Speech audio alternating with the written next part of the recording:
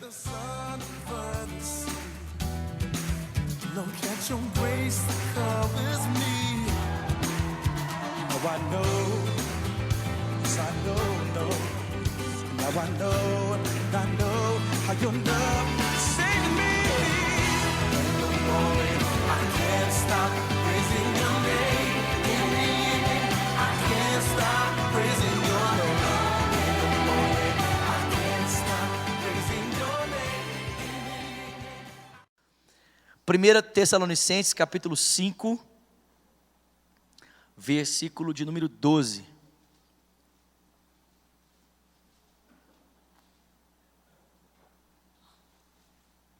Nós estamos encerrando essa série hoje.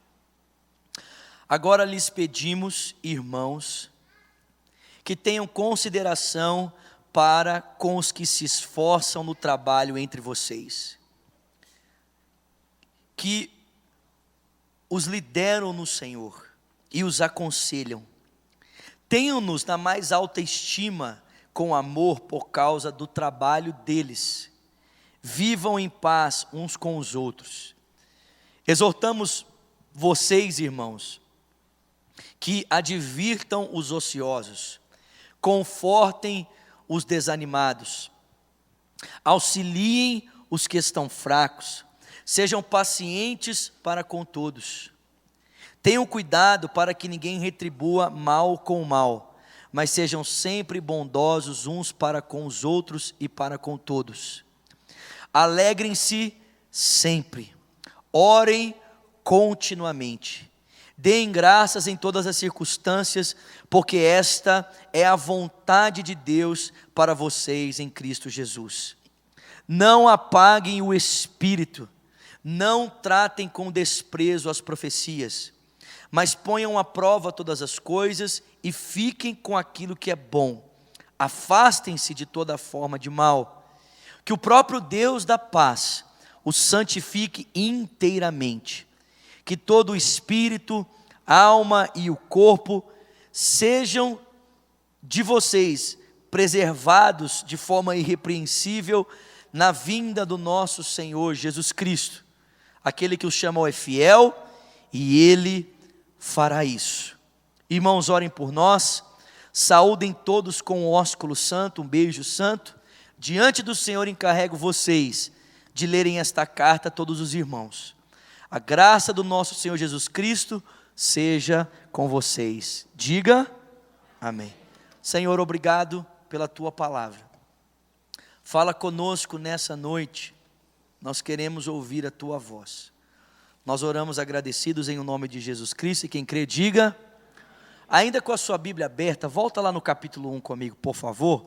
Eu quero apenas fazer um panorama rápido de tudo que falamos até aqui, para entrar na mensagem de hoje. Mas no capítulo 1, nós começamos falando a respeito do encontro verdadeiro que os tessalonicenses tiveram com a pessoa de Jesus Cristo. Por quê? O texto bíblico diz que 3 virtudes foram apresentadas por eles: fé, esperança e amor. Diga comigo: fé, esperança e amor.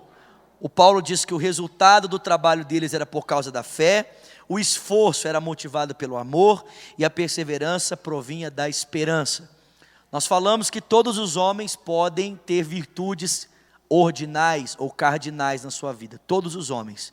C.S. Lewis usa essa nomenclatura no seu livro Cristianismo Puro e Simples.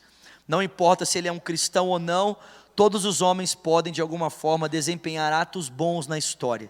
E isso é fruto da graça de Deus, da graça comum, isso é fruto da providência, isso é fruto da benevolência do Senhor. Mas existem virtudes que um homem, uma pessoa só pode apresentar na sua vida caso ela tenha tido um encontro com Cristo. E essas virtudes nós chamamos de virtudes teologais. E elas são descritas nessas 3 palavrinhas: fé, esperança e amor. Amor. Esses irmãos verdadeiramente tiveram um encontro com a pessoa de Cristo. Amém?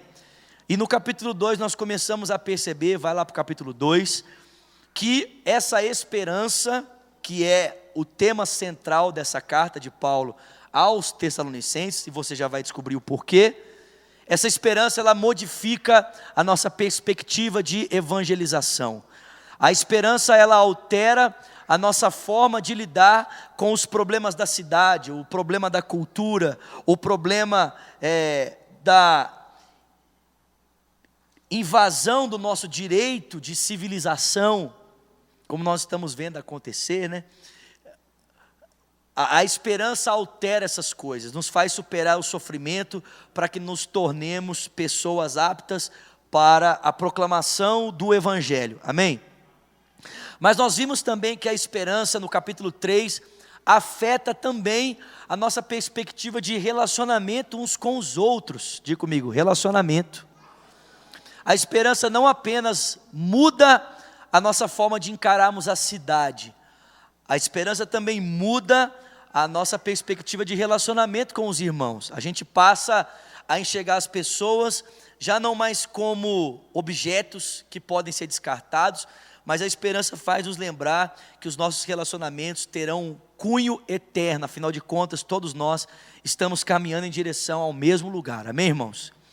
No capítulo 4, nós começamos a perceber que a esperança também afeta a nossa perspectiva de como nos portamos diante da vida no que concerne à sexualidade, ao trabalho, amém, irmãos? E ao relacionamento com os irmãos. A esperança altera a forma como nós lidamos com o sexo. A esperança altera a forma como nós tratamos uns com os outros e muda a maneira como nós lidamos com o nosso trabalho. E Paulo então vai começar, na segunda parte do capítulo 4, a tratar sobre o assunto mais importante dessa carta, que é a razão de ela ser uma carta que fala sobre esperança, que é a volta do Senhor Jesus Cristo. Parece que esses irmãos ainda tinham, de alguma forma, alguns problemas na sua compreensão da escatologia. E porque eles tinham alguns problemas na compreensão da volta de Cristo, Paulo então vai deixar, o assunto mais importante para o final da sua carta, descrevendo-nos o que é a volta do Senhor.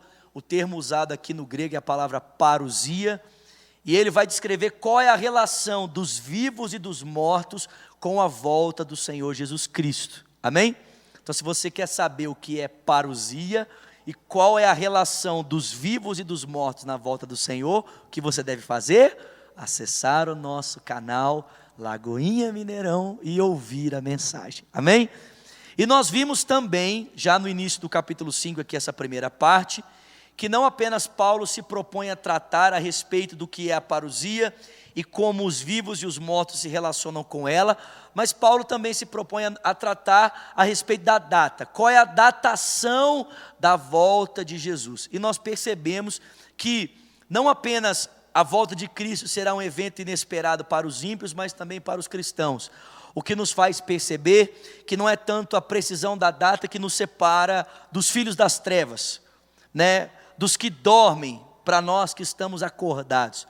O que nos separa é exatamente o projeto na história em que nós estamos engajados, se na construção do reino de Deus, ou se na construção do reino dos homens. E então Paulo vai terminar a sua carta falando de assuntos mais práticos. Perceba, meu irmão, toda teologia precisa desembocar na prática. Diga para quem está do seu lado, toda teologia precisa desembocar na prática. Mais uma vez, diga para ele.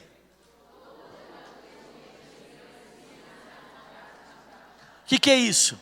Conhecimento sem prática não serve para nada. Apesar dessa carta ter aspectos muito teóricos, Paulo vai terminar ela de uma forma muito prática. Por quê? Porque todo aquele ensino que o apóstolo trouxe precisa afetar a forma como aqueles cristãos iriam viver a sua vida.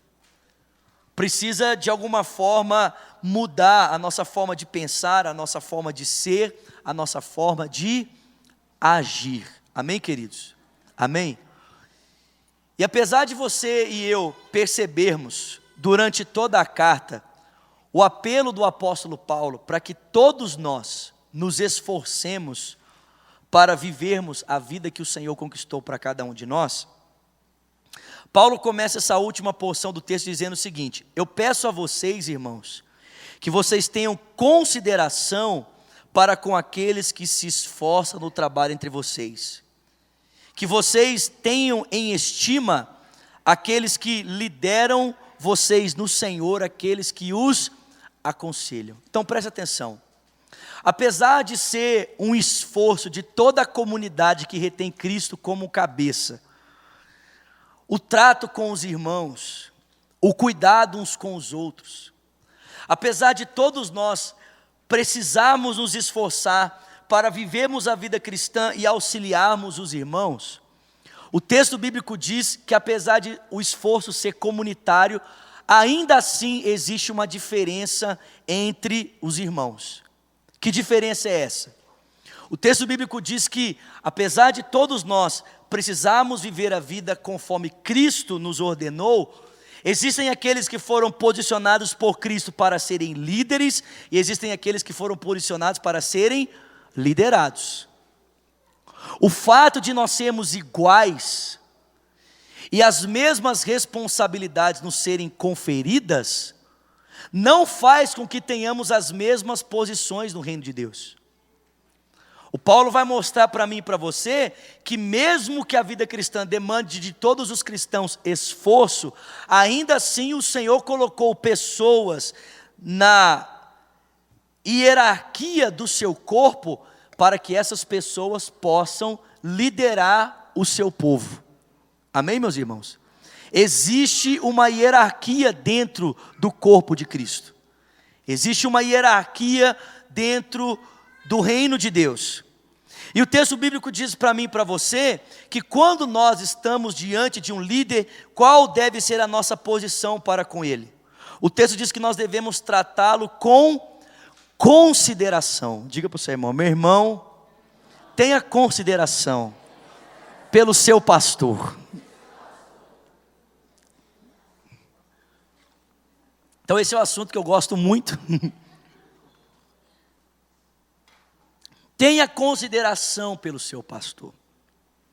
Por que você deve considerá-lo? O texto diz: considere, porque ele se esforça no trabalho entre vocês, com a finalidade de liderá-lo no Senhor e de aconselhá-lo. Então presta atenção, você deve olhar para o seu líder, você deve olhar para aquelas pessoas que Deus instituiu em posição de autoridade, com consideração. Por quê? Porque todo o esforço dele visa o seu próprio bem.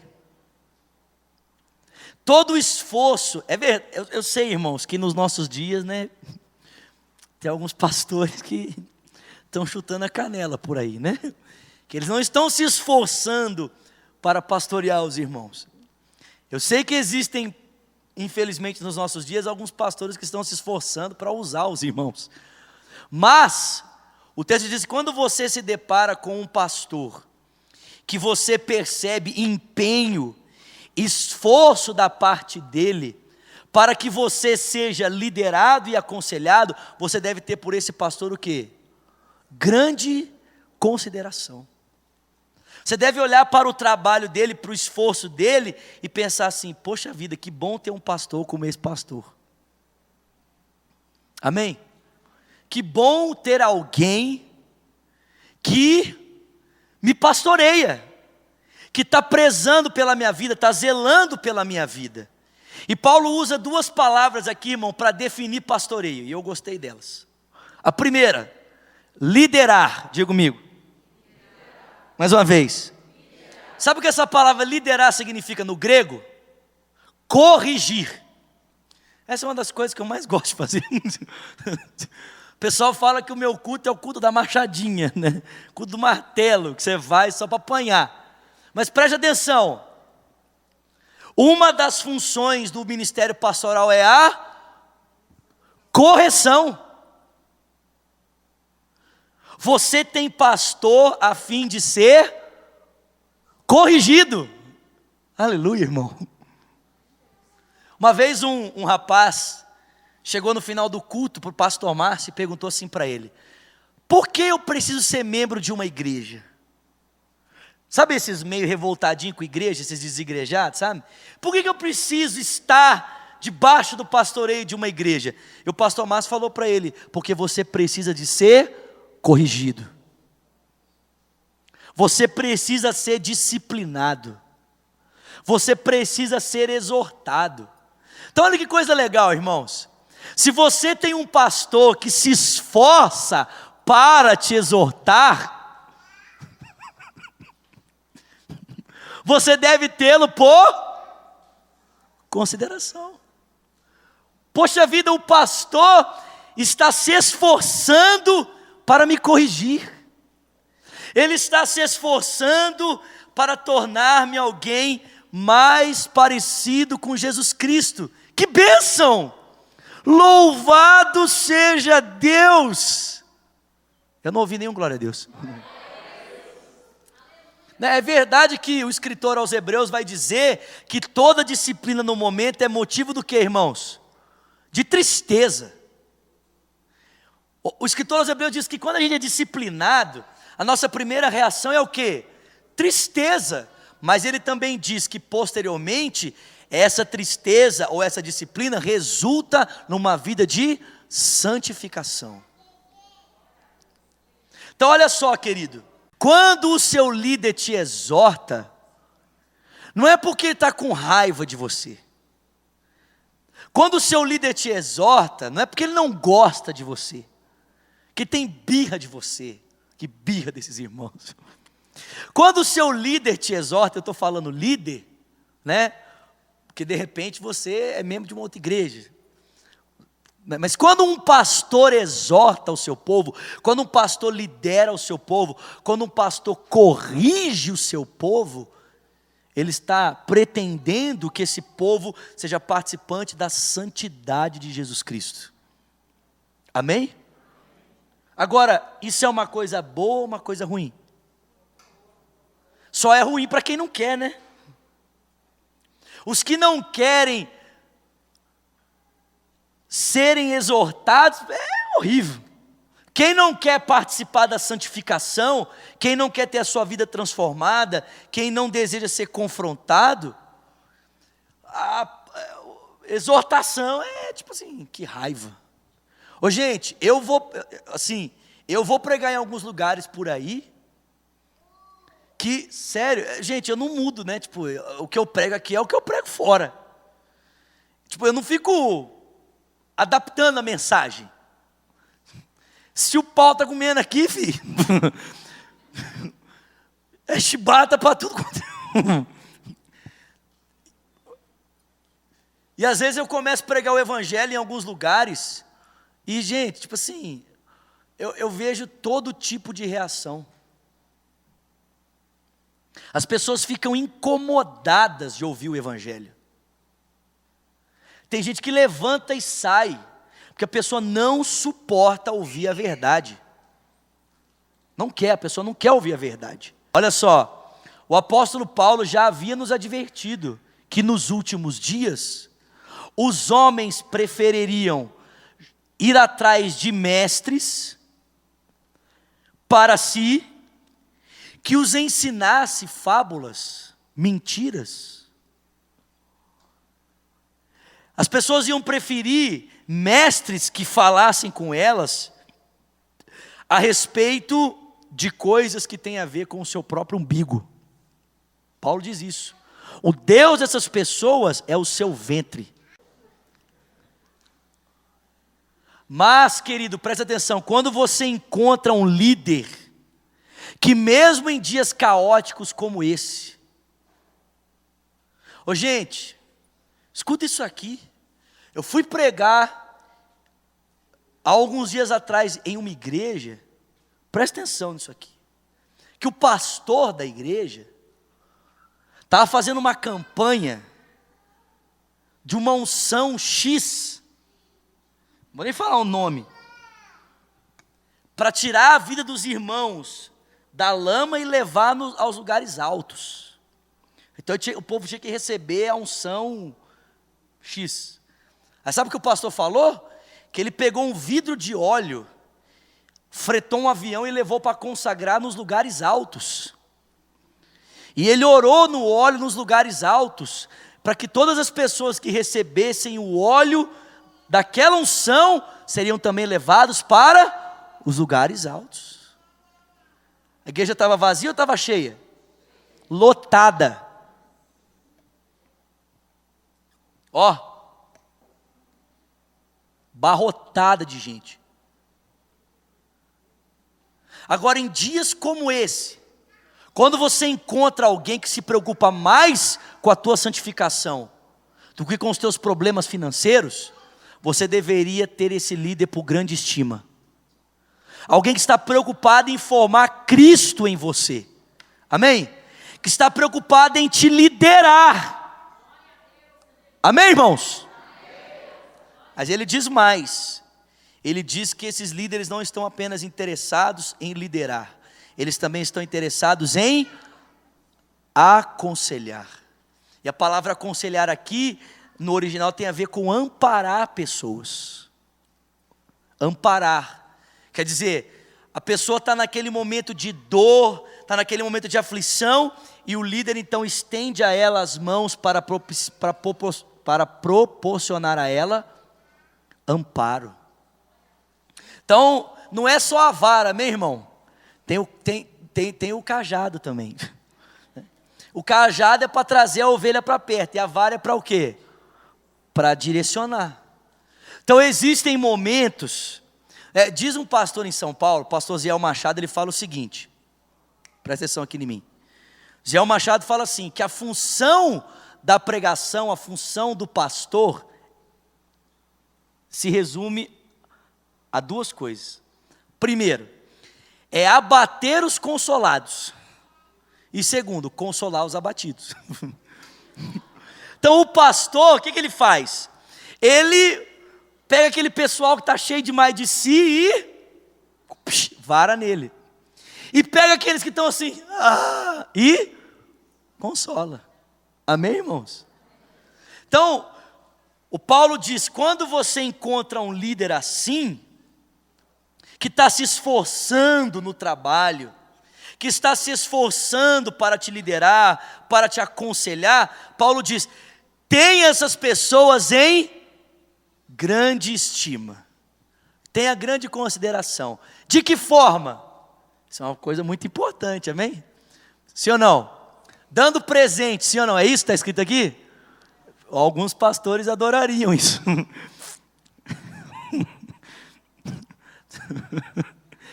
O Paulo diz que nós demonstramos consideração, amor pelos nossos líderes, consideração, estima, quando nós temos por eles amor, quando nós temos por grande valor o trabalho que essas pessoas desempenham.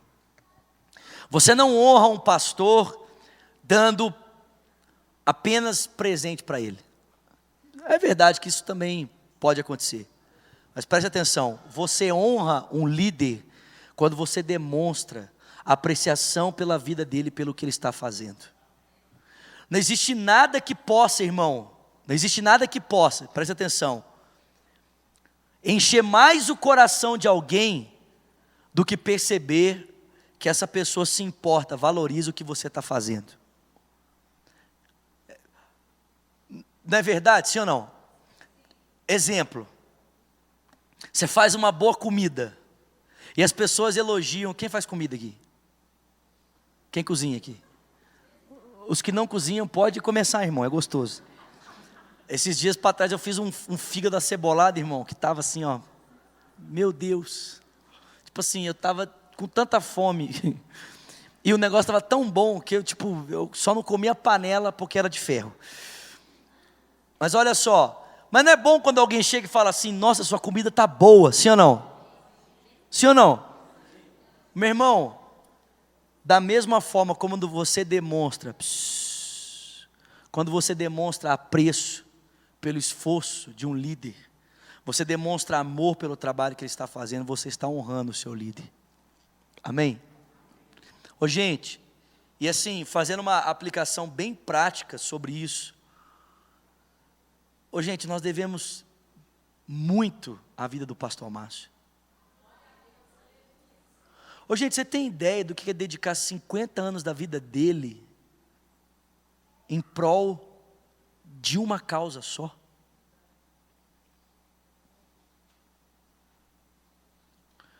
Se nós estamos sentados aqui hoje, é porque um dia o pastor Márcio decidiu ser pastor de uma igreja que na época não tinha mais de 70 mil membros. E ele deu e está dando, né? Ô, gente, você tem ideia que o pastor Márcio quase morreu no púlpito 2 vezes?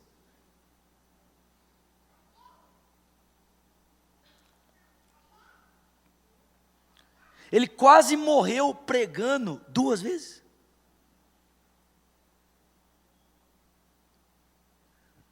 Então, gente, a gente tem que passar por aquele homem e falar assim: muito obrigado. Sua vida mudou a minha vida. Amém, querido? Glória a Deus. Ele prossegue dizendo, versículo de número 14: exortamos vocês, irmãos, que advirtam os ociosos, confortem os desanimados, auxiliem os fracos, sejam pacientes para com todos. Tenham cuidado para que ninguém retribua mal com mal, mas sejam sempre bondosos uns para com os outros e para com todos. Perceba, apesar de Deus ter instituído líderes sobre nós, que zelam pelas nossas vidas, que estão nos exortando, que estão nos acolhendo, o texto diz que o cuidado dos irmãos não é feito apenas pelos pastores. Estão percebendo isso aqui?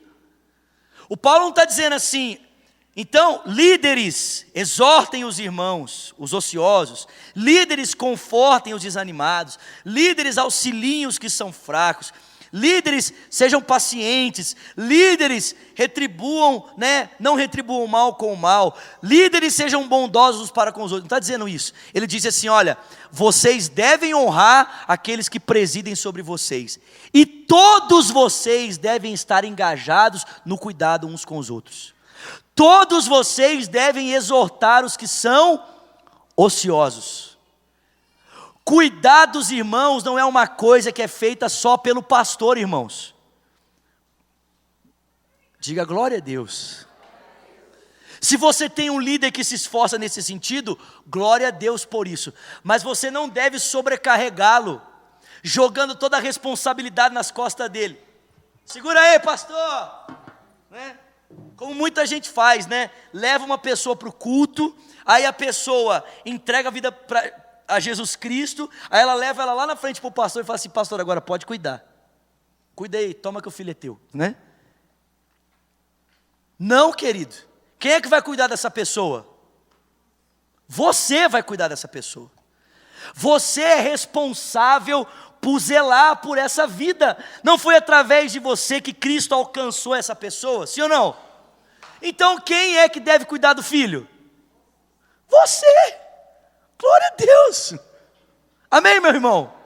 Dessa parte você não gostou muito, Você deve cuidar. O texto diz, advirtam os ociosos. Por quê? Porque dentro da igreja de Tessalônica, porque algumas pessoas compreendiam de forma equivocada a volta do Senhor, parece que alguns irmãos estavam achando assim, Jesus vai voltar a qualquer momento. Jesus vai voltar agora. E aí, como Jesus ia voltar assim, muito rápido, a qualquer instante, o que o pessoal fez? O pessoal abandonou o trabalho, pegou o 13º, o seguro obrigatório, seguro-desemprego, foi para dentro da igreja e falou assim, agora eu vou esperar Jesus voltar. Venha Jesus. Pode vir que eu estou te esperando. Vem Jesus, vem. E aí o Paulo vai pegar e vai dizer para essas pessoas o seguinte, Vai trabalhar, cambada.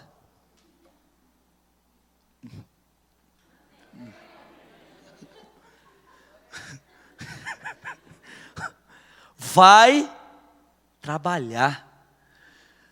Para vocês terem ideia de como Paulo é incisivo nesse assunto, na segunda carta, parece que alguns irmãos continuavam insistindo nesse negócio de ficar lá, né? Tipo, quase que num transe.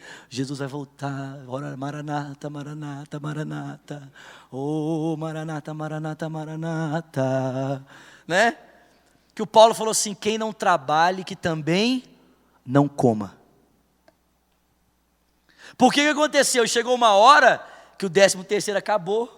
O seguro-desemprego venceu, e aí esse pessoal não tinha mais o capilé para se alimentar. E aí o que esse pessoal estava fazendo? Estava sendo um peso para os outros, estava dependendo da benevolência dos outros. Paulo falou assim, não, quem não trabalha que também não coma. Ele vai dizer, inclusive nós quando estivermos entre vocês aí não trabalhamos? Nós não fomos esse exemplo para vocês, nós também estamos esperando a vinda de Jesus, e nem por isso nós deixamos de trabalhar. Então diga para esse pessoal aí que está acomodado, vivendo nas custas dos outros, para eles tomar vergonha na cara, se levantar e trabalhar. Amém? Diga aos ociosos, vai trabalhar. Advirtam os ociosos. Amém, irmão? Eu acho que nos nossos dias, o pessoal não tem preguiça de trabalhar. O pessoal até trabalha. O problema nos nossos dias talvez não seja a ociosidade. O problema nos nossos dias é não entender o sentido do trabalho ou ficarmos usando o elemento da fé para conseguirmos aquilo que queremos, que deveria ser conseguido através do trabalho. Então a pessoa, né, a pessoa quer melhorar o status social dela. O que ela faz? Uma campanha de 7 semanas da unção X para que a vida financeira dela vire de cabeça para baixo. Meu irmão, vida financeira não se muda com fé, vida financeira se muda com trabalho. Você trabalha, você confia em Deus e, como diz o pastor André, vai para a guerra, irmão. Vai trabalhar. Porque se o seu trabalho se mostrar excelente, você vai ser qualificado de forma excelente. Quem presta um serviço mediano, vai ser o quê? Honrado de maneira mediana. E quem presta um serviço... Entendeu? Pastor, só para vocês terem ideia, gente. Olha o que o pastor Márcio fala. O pastor Márcio fala para a gente que ministério é paixão. Fala assim, ó. Ministério é paixão. Pastor não tem dia, pastor não tem hora, pastor não tem feriado, não tem. Pastor não tem férias, pastor não trabalha. Porque ministério é paixão. O pastor Márcio fala isso. Ele fala assim, se você não quer trabalhar, se ministério para você não é paixão, ele vai se tornar um peso. Então é melhor você ser funcionário, um caixa lá na loja americana. Vai ser caixa lá na loja americana. Que lá você tem hora para entrar, você tem hora para sair, você tem os dias que você tem que trabalhar e o resto você faz o quê? Descansa.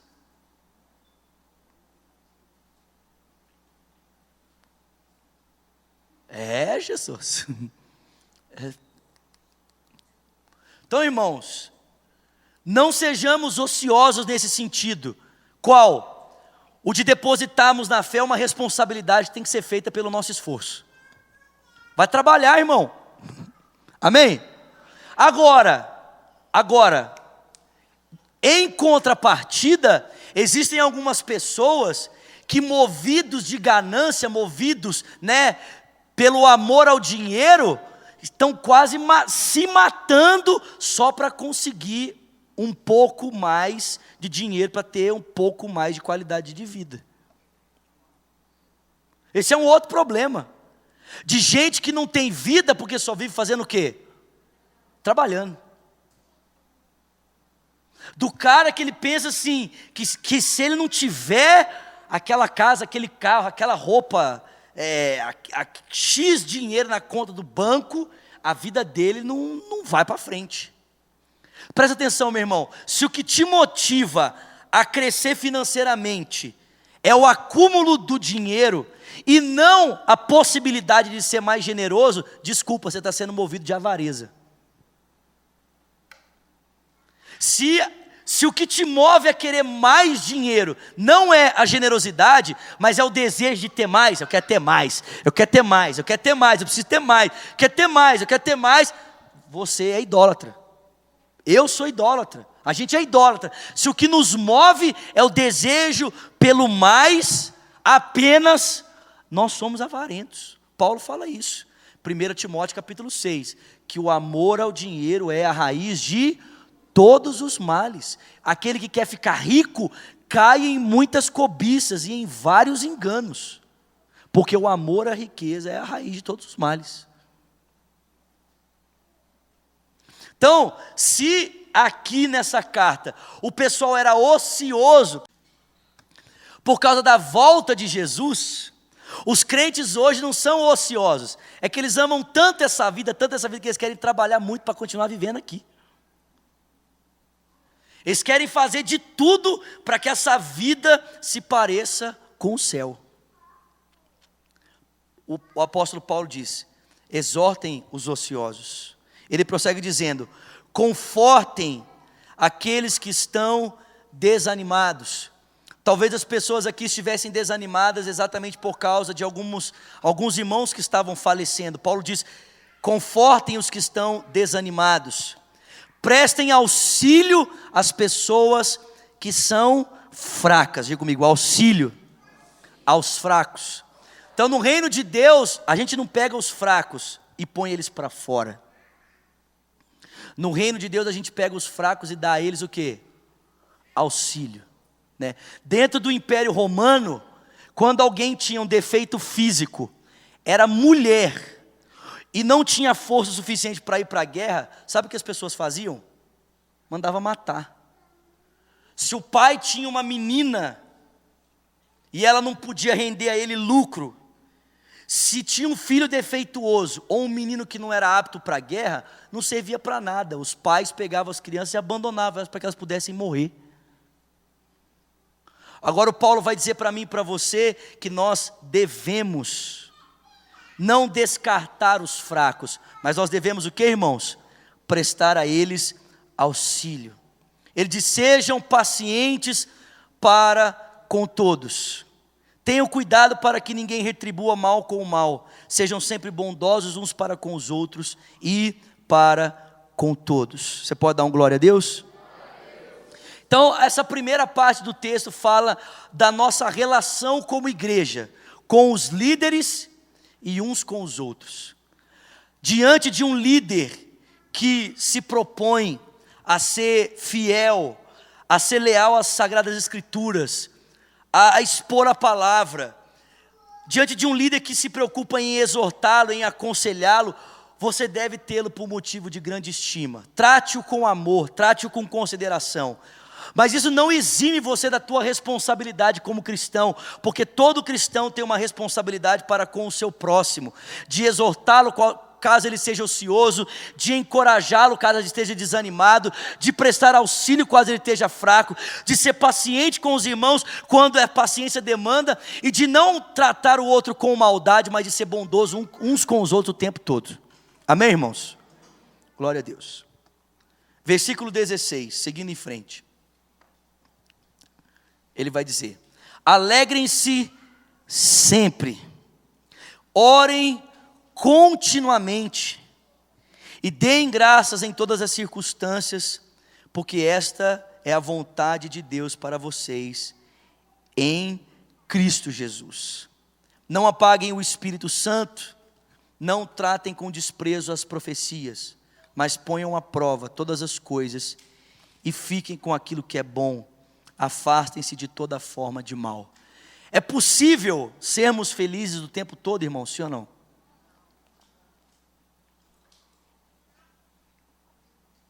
De acordo com Paulo, sim.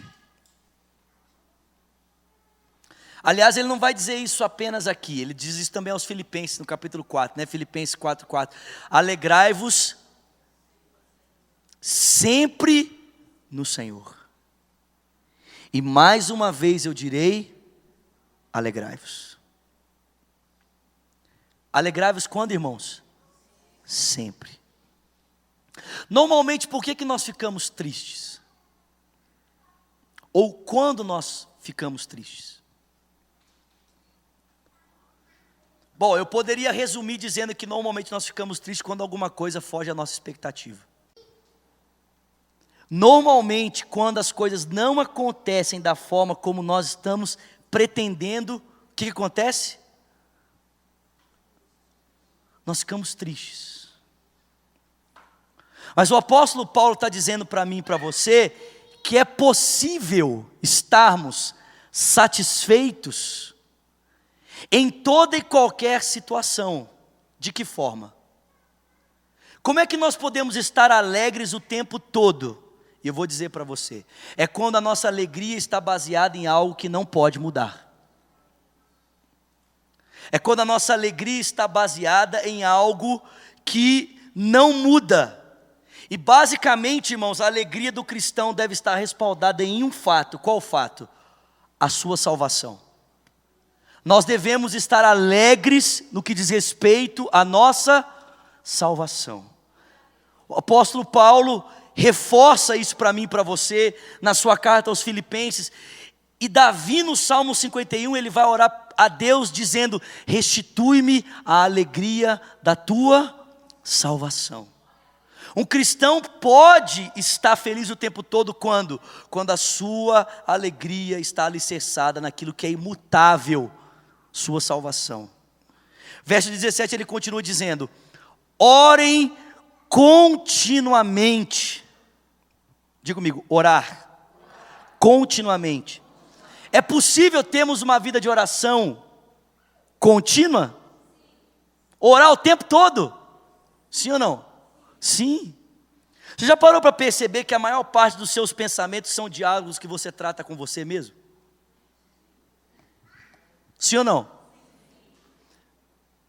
A maior parte dos nossos pensamentos são diálogo que nós temos com a gente mesmo. Então, em vez de você ficar dialogando consigo mesmo, use os seus pensamentos para dialogar com uma outra pessoa. Dialoga com quem, irmão? Com Deus. Porque outrora nós não podíamos fazer isso, amém? Nós estávamos completamente separados de Deus, em todas as dimensões do nosso ser. Mas agora o Espírito da graça, o Espírito Santo habita dentro de nós, irmãos. Então nós podemos transformar até mesmo a nossa vida interior em uma forma de oração. É possível orar o tempo todo, amém? E dar graças em todas as circunstâncias, porque esta é a vontade de Deus em Cristo Jesus. Abra comigo um outro texto, por favor, Colossenses. Colossenses capítulo 2, versículo de número 6.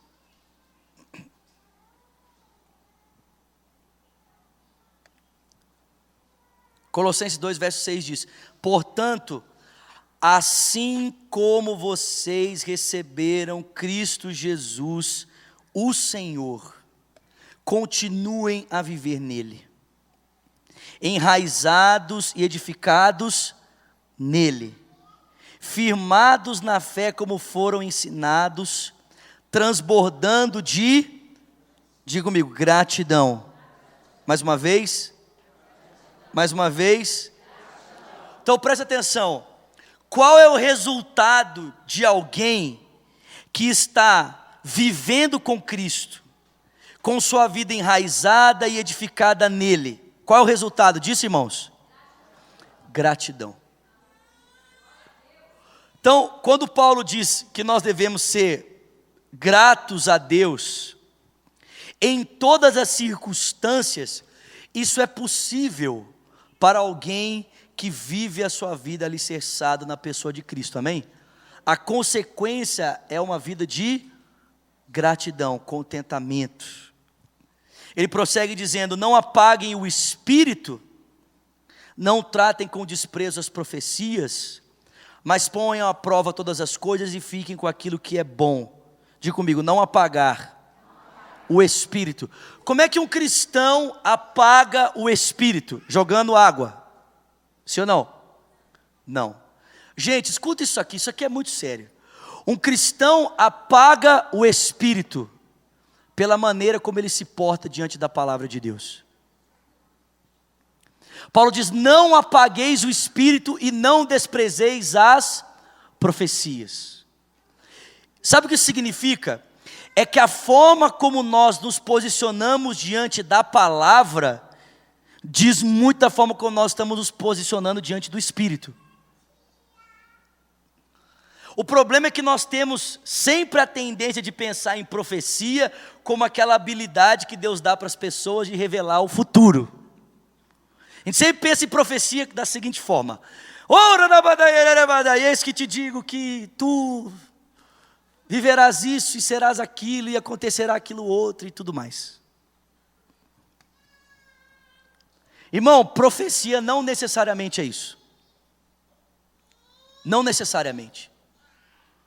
Se você olhar para o Antigo Testamento, você vai perceber que os profetas, a maior parte deles, eram profetas não tanto para prever acontecimentos futuros, mas para aplicar a lei nos acontecimentos presentes.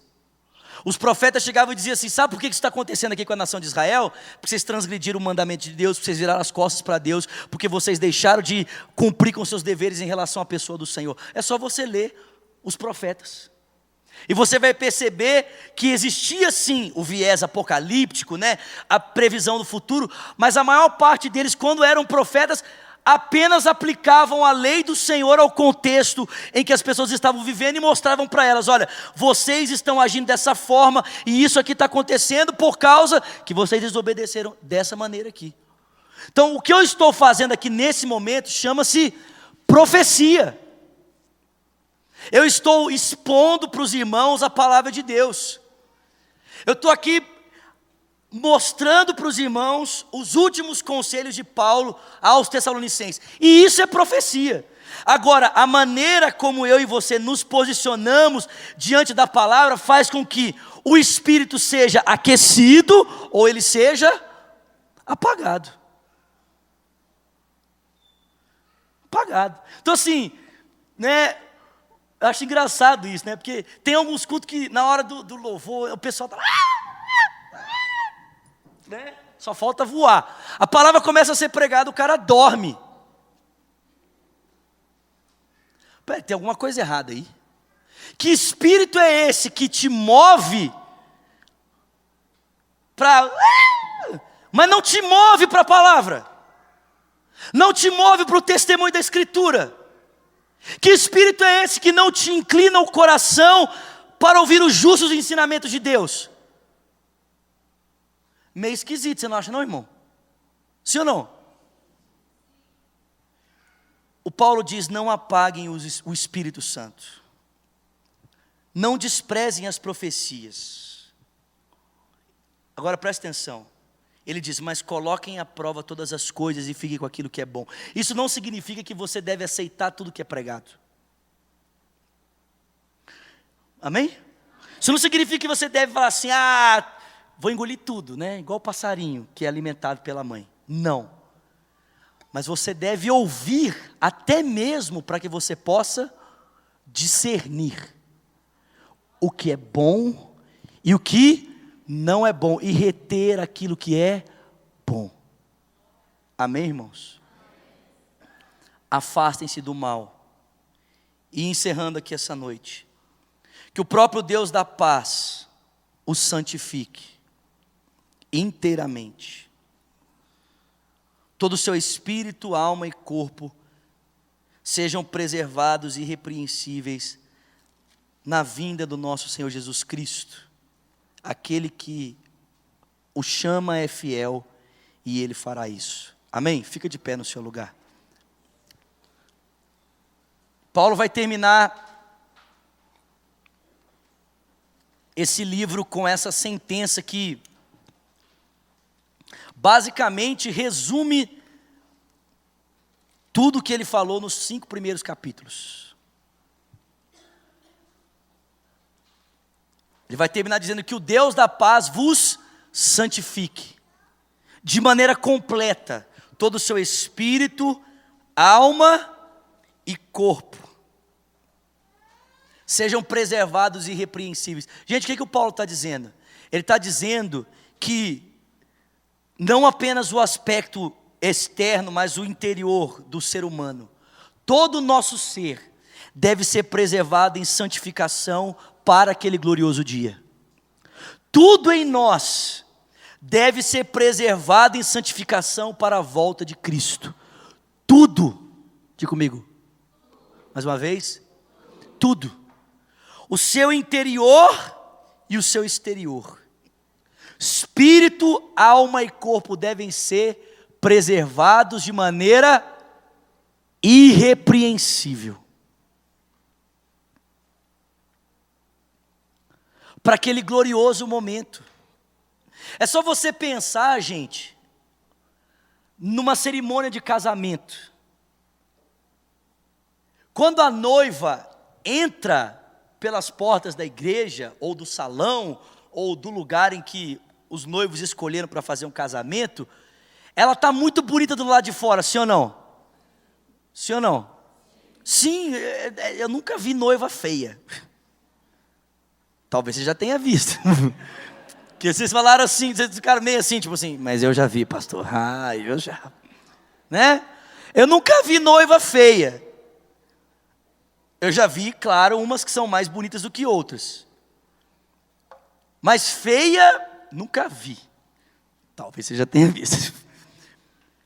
Mas sabe o que é mais importante? É que para que ela esteja vestida daquela forma, para que ela esteja bonita exteriormente, um trabalho, uma construção foi feita para que o interior tivesse preparado também para aquele momento.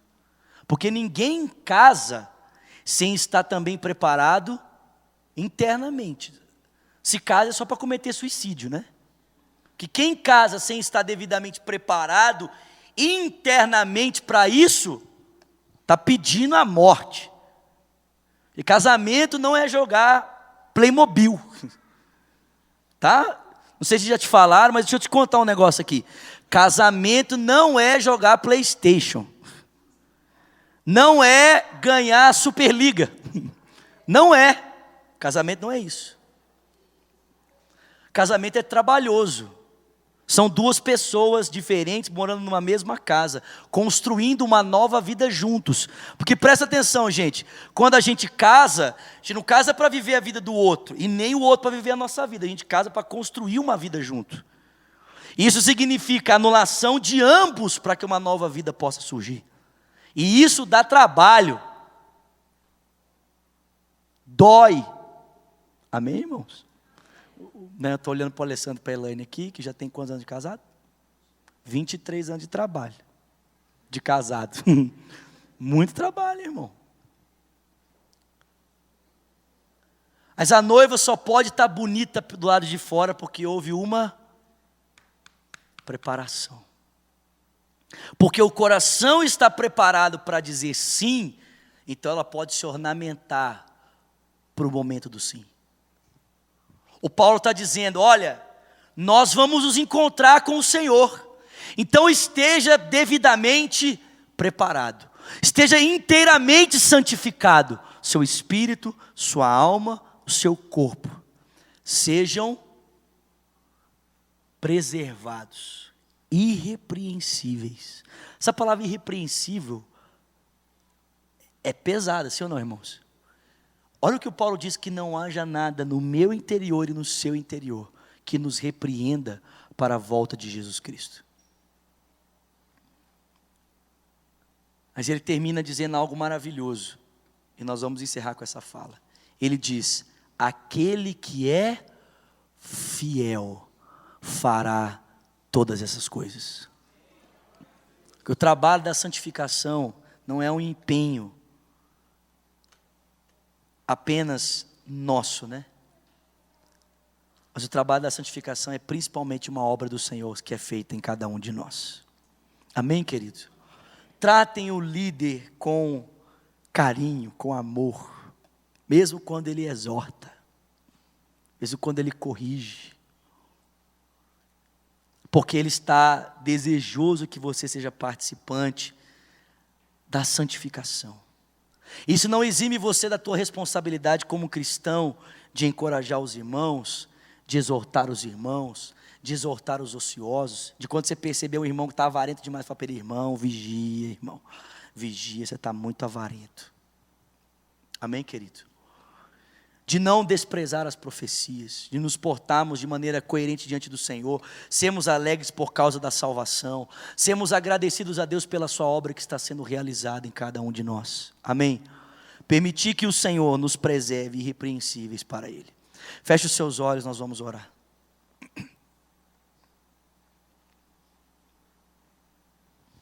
Pai, nessa noite, no nome do Teu Filho Jesus Cristo, nós te pedimos, ó Deus, ajuda-nos a viver a Tua palavra, Senhor. Pai, nós oramos para que, por graça e misericórdia, o Senhor nos ajude a vivermos esses princípios, Senhor. Concede-nos graça. Ajuda-nos, ó Deus, a nos tornarmos mais parecidos com o Senhor, na nossa forma de ser, na nossa forma de agir. Eu te peço, Senhor, por favor, ajuda-nos. Pai, ajuda-nos a desempenharmos o nosso papel como cristãos, sermos bons dispenseiros, sermos bons mordomos do Senhor, Pai, com a nossa vida, com aquilo que somos, com o nosso tempo, com o nosso coração, com os nossos sentimentos. Ajuda-nos. Deus, que nós sejamos uma igreja que reflete a pessoa de Jesus Cristo em tudo que faz, em tudo que pensa, em tudo que é, para a glória do Teu nome, Senhor. Faça isso. Nós te pedimos em o nome de Jesus Cristo. E que o amor de Deus, o Pai, a graça que procede do Filho, a comunhão que é pelo vínculo do Espírito, seja com todos os que estão aqui presentes, desde agora e para sempre. E quem crê, diga amém.